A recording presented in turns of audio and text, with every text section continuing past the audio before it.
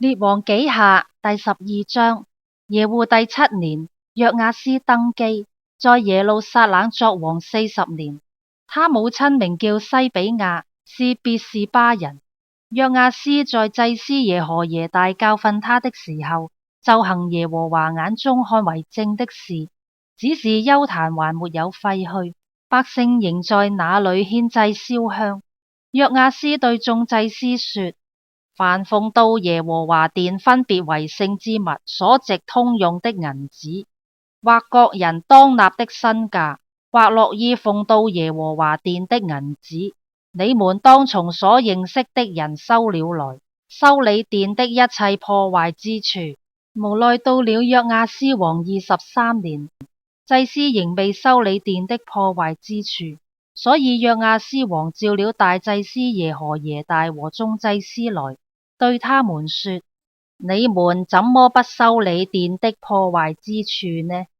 從今以後，你們不要從所認識的人再收銀子，要將所收的交出來，修理殿的破壞之處。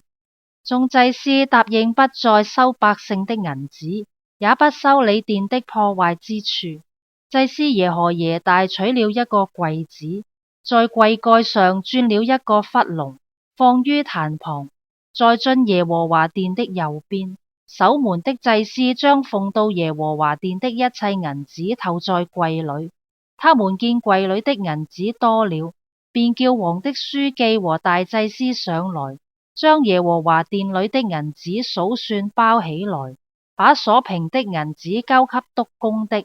就是耶和華殿裏辦事的人。他們把銀子轉交修理耶和華殿的木匠和工人，並瓦匠、石匠，又買木料和鑿成的石頭，修理耶和華殿的破壞之處，以及修理殿的各樣使用。